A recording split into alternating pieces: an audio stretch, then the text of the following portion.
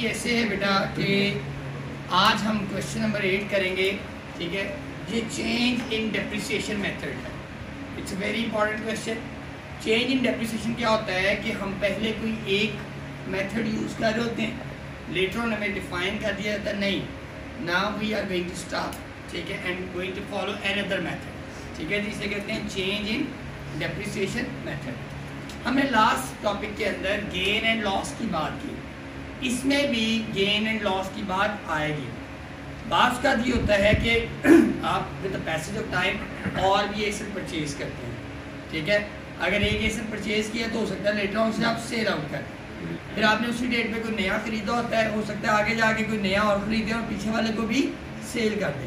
This could be possible in the questions as well, and we can find all these things in that particular question. So that's why it is a very important question from the paper point of view. Remember that. वो कहता है इस question के अंदर कि company ने purchase किया है एक सेकेंड हैंड मशीन है 1 जनवरी 2013। पहले जरा डेटेड की बात कर लेते हैं, 1 जनवरी 2013 को। अब वो कहता है जो परचेज किया 37,000 का, immediately spend 2,000 on it's overhauling and 1,000 for its erection. आपको पता है कि वर्किंग कंडीशन लाने तक, इंस्टॉल होने तक जितने भी पैसे लगते हैं वो तो पार्ट ऑफ द कॉस्ट होती है। तो जब आप परचेज करते हैं तो आप यहाँ पर चाहे लिख दें कैश या लिख दें बैंक, बात एक ही है। और ये टोटल को मिला के कितने पैसे बन जाएंगे? 40,000। अच्छा जी, अब वो कहता है ऑन 1 जुलाई 2014, यानी कि 13 के बाद 14 आएगा, ठीक है। उस पर हम तब बात कर लेंगे कि वो 14 में क्या बात कह रहा है, ठीक है जी। आगे वो कहता है 15 में वो फिर एक नई बात कहता है, 13 में वो जाके फिर वो आगे बता रहा है कि 13 वाली बेच दी है, फिर आगे जाके 2015 की बात है। असल में मैं ये बात क्यों नहीं कंप्लीट पढ़ रहा कि हमने पहले देखना है 2013 में उसने अगर इस एसेट को डेप्रिसिएट किया है तो डेप्रिसिएट करने के लिए what sort of method is going to be used, ठीक है जी। अब वो कहता है depreciation was provided on the machine at 10% on the original cost annually, ठीक है जी। अब वो कहता है 10% है और ओरिजिनल कॉस्ट पे है, लेकिन आगे वो कहता है 2014 में वो कहता है however the company changed the method। कब चेंज किया है? 2014 में, and we are following here 2013। तो 14 में जब जाएंगे then we'll study it or read it कि what sort of method is going to be used now after changing, ठीक है। डेफिनेटली एक बड़ी ऑब्वियस सी बात है, अगर हम पहले स्ट्रेट लाइन या फिक्स इंस्टॉलमेंट फॉलो कर रहे हैं तो जब वो चेंज होगा तो वो कौन सा आ जाएगा? Diminishing one. फिर वर्किंग वन में जाते हैं और इस 40,000 पे जो अमाउंट है 40,000 की जो कॉस्ट है उसमें जो डेप्रिसिएशन चार्ज की जा रही है ओरिजिनल कॉस्ट के मेथड के अकॉर्डिंगली वो कितने परसेंट है? 10%। हमें पता है कि हमने अपनी बुक्स क्लोज करनी होती हैं at the end of the year और जो 31 दिसंबर ही बनता है।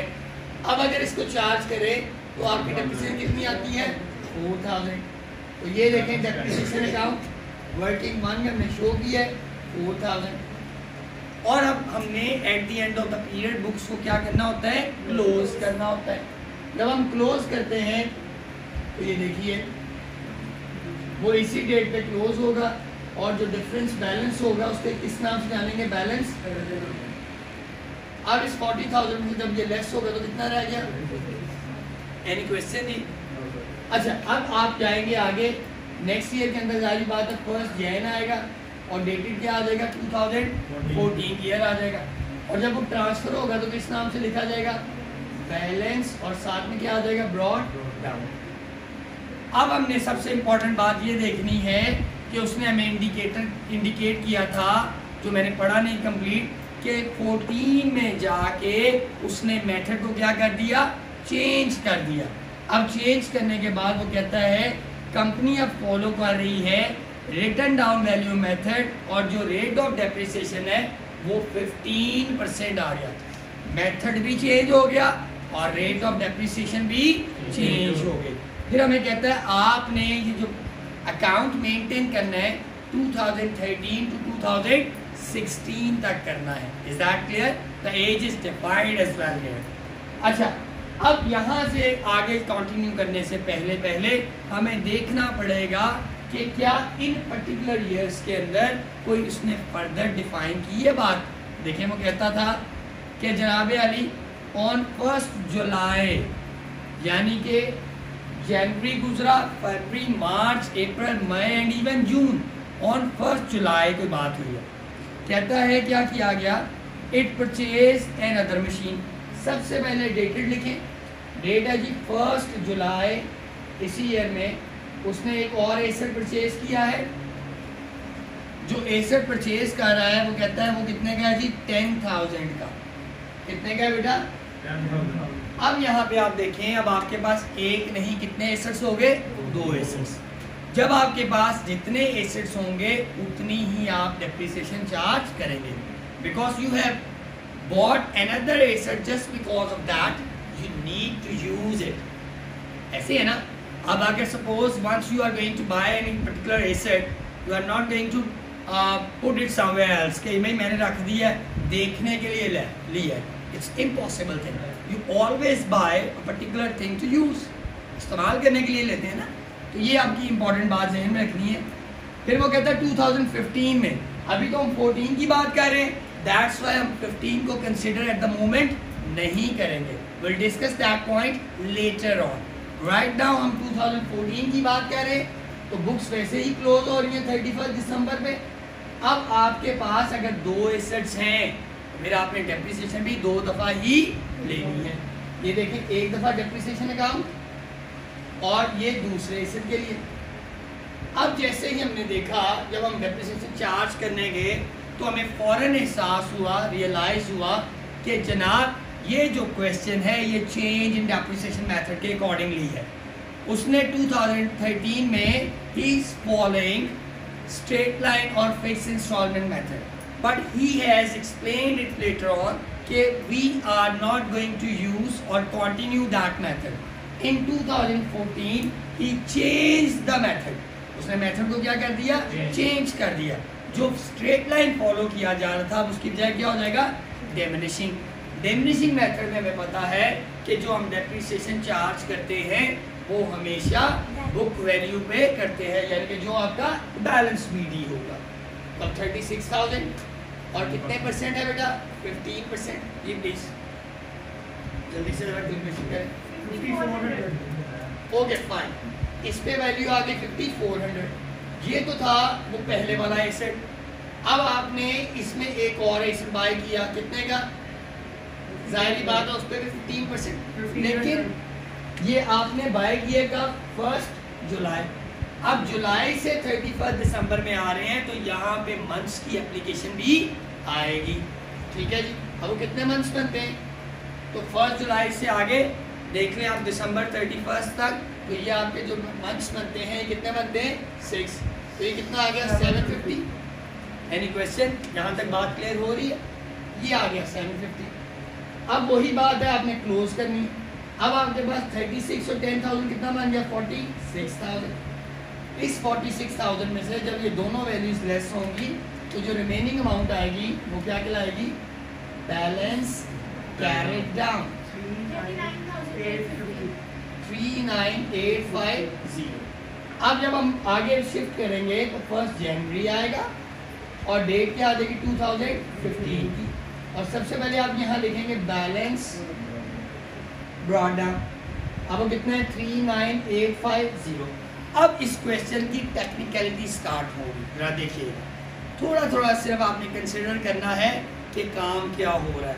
मैंने आपको अर्ज किया था once asset is going to be sell, ठीक है, कब बेचते हैं? जब उन्हें अनसूटेबल लगे, ठीक है, या वो कहें जनाब ये ओवरडेटेड हो गया है, ठीक है, आउटडेटेड हो गया, ये कह लें, ठीक है। अब वो क्या करते हैं? बेचते हैं।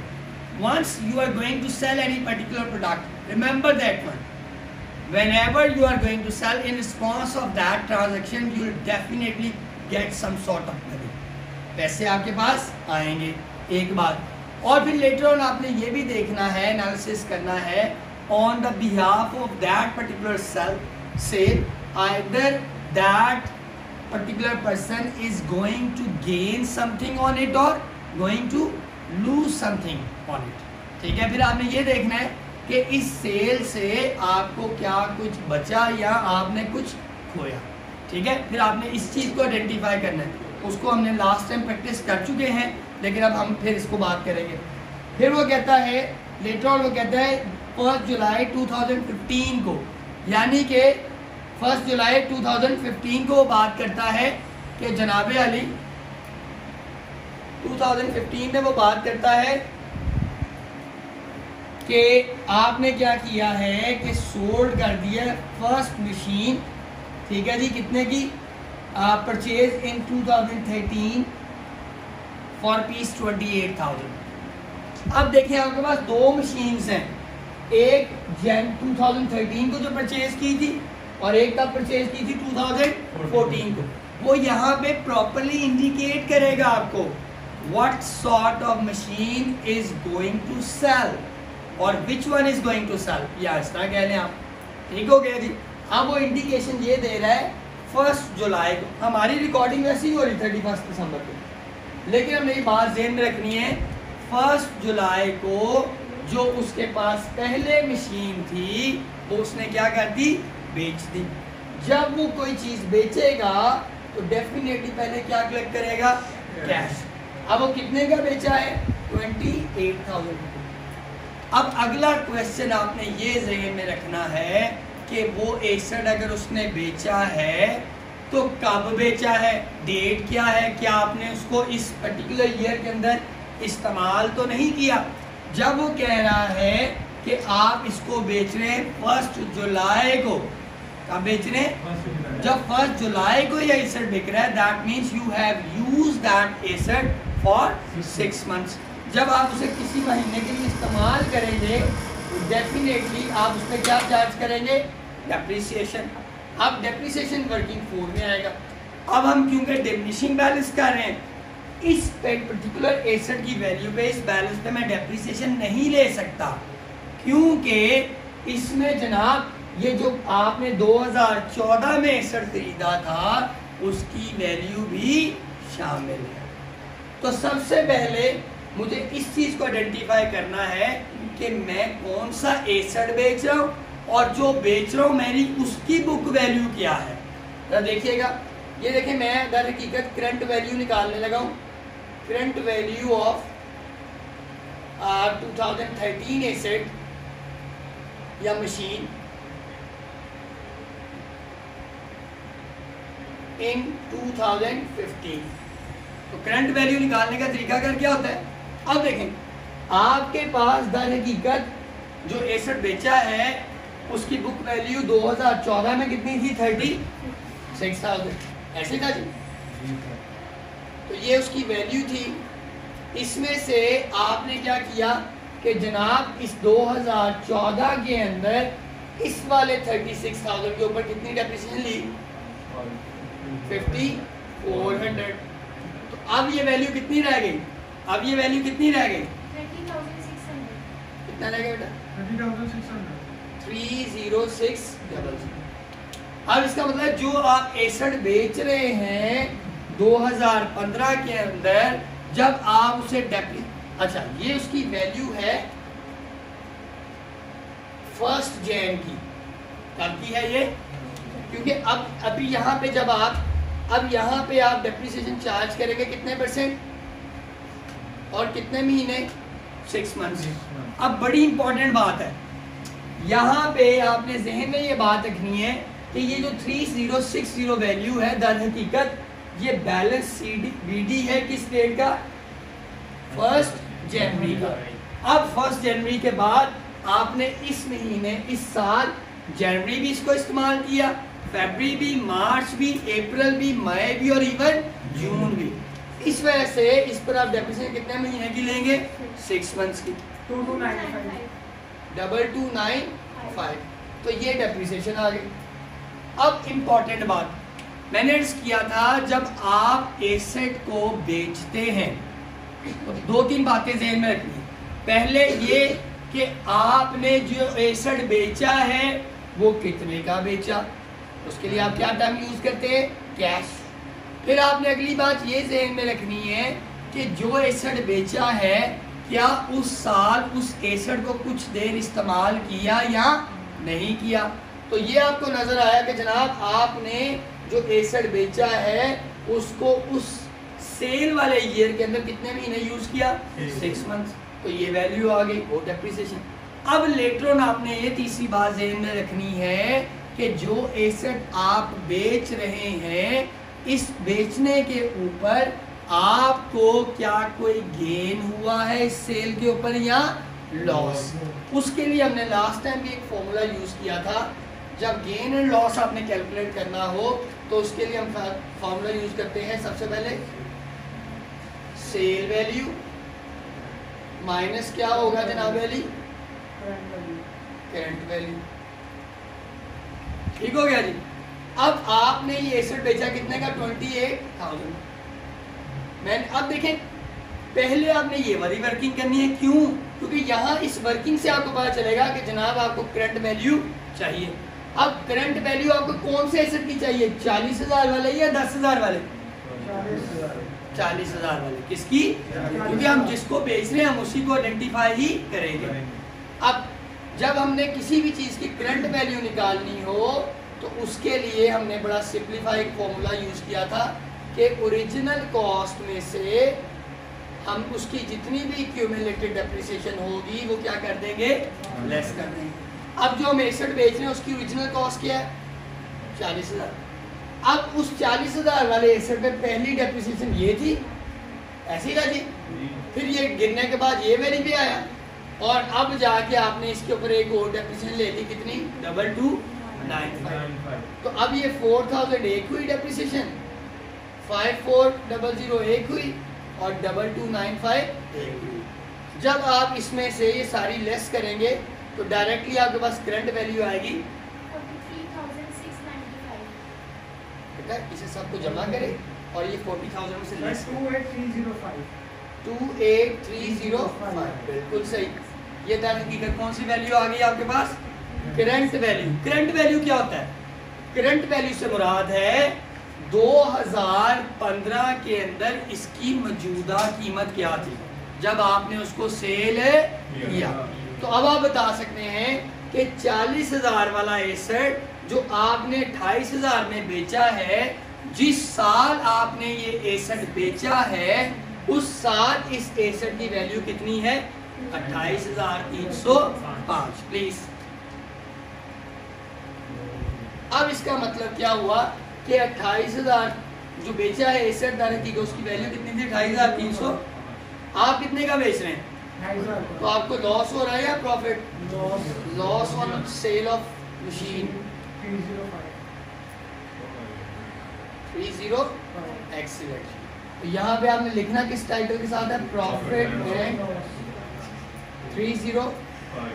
अब यहाँ पर 40,000 वाले एसेट की स्टोरीज क्लोज ना, क्योंकि आपने इसे बेच दिया, बेचने के बाद जितने पैसे आए, जब आपने जितना डेप्रिसिएट किया और जितना नफ़ा या नुकसान हुआ वो सारा आप इसमें शामिल कर चुके हैं। अब इसके ऊपर प्रॉफिट आता तो एग्जैक्टली प्रॉफिट आता तो इस तरह। अब अगली इंपॉर्टेंट बात, सबसे पहले मैं अगली बात नहीं पढ़ रहा, मैं ये चीज़ देखना चाह रहा हूँ कि इस एसेट को बेचने के बाद क्या मेरे पास कोई और एसेट मौजूद है, दो तो नहीं है। अभी कितना है, अभी मैंने अगली बात नहीं पढ़ी, कितना है, एक। कितने वाला है, अब 10,000 वाला तो नहीं ना बेचा, तो इसका मतलब है 10,000 वाला जो 2014 में आपने खरीदा था, 14 में 6 महीने इस्तेमाल किया और 15 में जाके उसे इस्तेमाल किया होगा कि नहीं। You will use the asset until unless you will never cell it. जब तक आप उसे बेचेंगे नहीं तब तक आप उसे इस्तेमाल में ही रखेंगे। अब आपने क्या करना है, वर्किंग 7 में जाना है।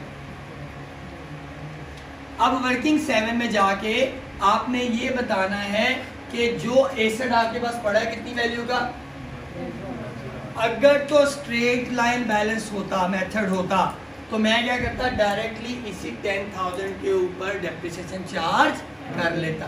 क्योंकि मुझे पता है कि ये चेंज इन डेप्रिसिएशन मेथड है, और जब उसने मेथड चेंज किया 2014 में तो उसने कहा अब आपने स्ट्रेट लाइन के थ्रू नहीं चलना, बल्कि now you have to follow the written down, diminishing, इनमें से किसी भी नाम से वो कह सकता है, रिड्यूसिंग बैलेंस मेथड। अब उस मेथड में तरीका क्या होता है कि हमने जो डेप्रिसिएशन लेनी होती है वो ओरिजिनल कॉस्ट पे नहीं लेते, बल्कि वो ये करते हैं जो पहला एसेट की वैल्यू होती है उसमें से पहली डेप्रिसिएशन की रकम को क्या करते हैं, माइनस। तो जब माइनस करेंगे तो आपके पास एक बुक वैल्यू आ जाएगी।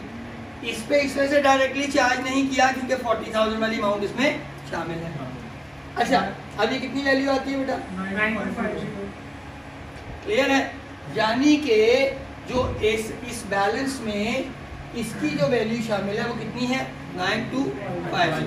अब इसके औजारी बात है, पूरा साल इस्तेमाल किया आपने, जब इस्तेमाल करेंगे तो इस पर क्या चार्ज करेंगे, अब कितने परसेंट है जी प्लीज, 1387 इसे पॉइंट्स में 1.52 कर देते हैं। नहीं 1387 पॉइंट क्या है, 1 बस 7 ही रहना। अच्छा, तो अब ये आपके पास डेप्रिसिएशन अकाउंट आ गया, ये वर्किंग 6 में आया और ये वर्किंग 7 में आ गया। ये जाने की 5 में था, 6 में तुमने लॉस निकाला था ना, 5 में लॉस निकाला था और ये वाली वैल्यू 4 में आई थी। अच्छा, अब यहाँ से हमने इसकी वैल्यू ली 1387, चेक कर लीजिएगा वैल्यू यही परसेंटेज बनती है। फिर वो कहता है, देखें इसमें मैंने आपको पहले बताया था ये कॉम्प्लिकेटेड क्वेश्चन है, इसमें डिफरेंट टेक्निक्स यूज़ की गई है। वो फर्दर कहता है कि जनाब इट परचेज मशीन 25,000 ऑन 1 जुलाई 2015। कहता है इसी साल जब एक एसेट उसने बेचा तो उसी 1 जुलाई पर उसने जनाब अली एक और एसेट भी परचेज, जब भी परचेज करेंगे तो हम क्या लिखेंगे, कैश। कितने का परचेज किया है, अब जब वो परचेज करेगा एक एसेट तो आप उसे इस्तेमाल नहीं करेंगे, जब आप उसे इस्तेमाल करेंगे तो उसकी वैल्यू क्या होगी, डेप्रिसिएट। अब आप पहले देखें 25,000 के ऊपर कितनी परसेंटेज है।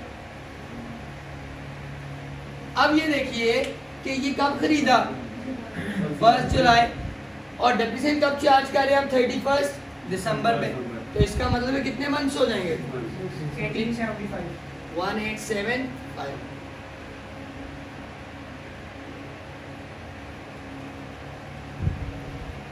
एनी क्वेश्चन जी, बात सब लग रही है जी। अब थोड़ा सा एक टेक्निकल क्वेश्चन है, ये थोड़ा सा ध्यान से देखें। अब इनको ऐड करें प्लीज, 64850 64850। बेटा ये जब लेस करेंगे तो आपके पास क्या आ जाएगा, बैलेंस कैरेट डाउन। जी प्लीज ये वैल्यू सारी लेस कीजिए।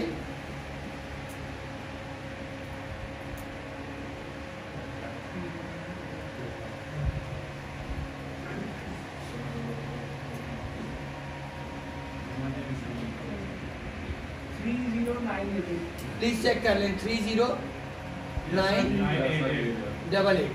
अब ये देखें, अब हम बात करेंगे 1 जनवरी में मूव करेंगे और बात होगी 2016, और यहीं तक उसने क्या आपने बनाना है, और ये मेरे पास आ जाएगा बैलेंस ब्रॉट डाउन 30988।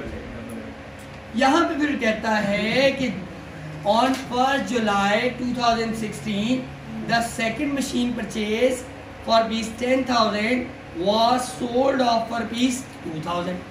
कहता है जो आपने दूसरी मशीन, अब देखिए उसे डेट नहीं बताई, कभी वो डेट बता देता है कभी अमाउंट। कहता है जो सेकंड मशीन आपने 10,000 की खरीदी थी वो बेच दी कितनी अमाउंट में, तो जब भी बिकता है सबसे पहले हम क्या लिखेंगे, कितने का बिका।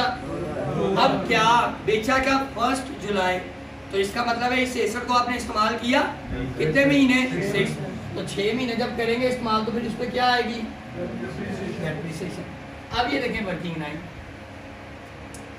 अब देखें जब आपने ये बात 7 वर्किंग हमने की थी 2015 के लिए, ऐसे था ना, तो 2015 में ये वैल्यू गिर के कितनी हो गई थी, 9250। अच्छा, अब ये 9250 ये वैल्यू थी। अब इस साल इस पर डेप्रिसिएशन भी हुई, कितनी हुई, 1387, वो आप इसमें से लेस कर दें तो आपके पास खुद खुद ही वैल्यू 7863। अब ये हो, अब इसका मतलब है ये वैल्यू है इसकी कब की, 2016 की। अब 2016 में जब इसे बेचा तो उस वक्त जनवरी 1 में इसकी वैल्यू क्या थी, ये। अब जब इसे आपने बेचा, लेकिन बेचा आपने जनवरी में नहीं बल्कि जुलाई में, तो इसको आपने इस्तेमाल भी किया। कितने महीने जी प्लीज? सर 589.294 क्या 589.725, इसे 590 कर देते हैं, राउंड कर देते हैं, तो ये कितने मान गई 590। अब तीसरी बात हमने यहाँ पे करनी है वर्किंग 10 में, और ये देखना है कि इस एसेट को बेचने पे आपको फायदा हुआ है या 99% आपका लॉस ही होगा, लॉस ही होगा। अब देखिए वही वर्किंग, पहले मैं इसको फॉर्मूला को लिखूंगा, यानी कि प्रॉफिट एंड लॉस कैलकुलेट करने के लिए please sale value minus current value. अब सबसे पहले आपने बेचा कितने का, 2000। अब करंट वैल्यू निकालने के लिए यही तरीका का। अब आपने करंट वैल्यू कैसे निकाली, पहले क्या लिखा है इसकी, original cost minus accumulated depreciation. अब ओरिजिनल कॉस्ट कितनी थी, 10,000। अब ये देखना है 10,000 वाली मशीन पे एक दफा ये डेप्रिसिएशन हुई, फिर 10,000 वाली मशीन पे एक दफा ये डेप्रिसिएशन हुई, और फिर इसी 10,000 वाली मशीन पे एक दफा ये डेप्रिसिएशन हुई, 3 दफा हुई ना। तो अब इन सबको इकट्ठा लिखे पहले 750, फिर प्लस कितना हुआ 1387 590 727, ये आपके पास क्या निकल आई। अब 7273 यानी कि 10,000 वाला एसेट जब आपने 2016 जुलाई में बेचा तो जुलाई के वक्त उसकी वैल्यू कितनी थी 72, और उसे बेच कितने में दिया, तो 5273 आपका क्या बन गया, ठीक हो गया 527, ठीक हो गया जी। यहाँ तक कोई इशू तो नहीं है। 40,000 वाले भी एसेट बिक गया जिसका नफा नुकसान हमें पता चल गया, 10,000 वाला बिक गया उसका भी नफा नुकसान हमें पता चल गया। अब रह कौन सा गया, 25,000 वाला, ये तो नहीं ना बेचा अभी, जब नहीं बेचा तो इस्तेमाल करेंगे तो उस पर क्या होगा। अब देखें वर्किंग 12। अब इसमें क्या करेंगे आप कि जनाबे अली सबसे पहले 25, अब डिमिनिशिंग मेथड है ना, अगर तो स्ट्रेट लाइन होता तो डायरेक्ट ही मैं 25,000 पे ही वो परसेंटेज चार्ज कर लेता।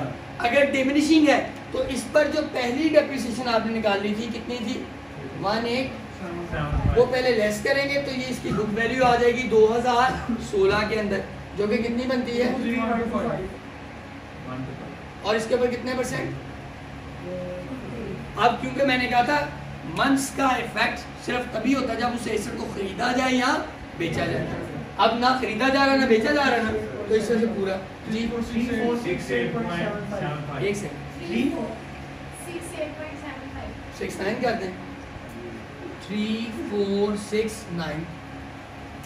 अब आपने इसको जरा टोटल कीजिए प्लीज 30988 ये लेस कीजिए प्लीज। तो ये बैलेंस कैरी डाउन आया आपके पास,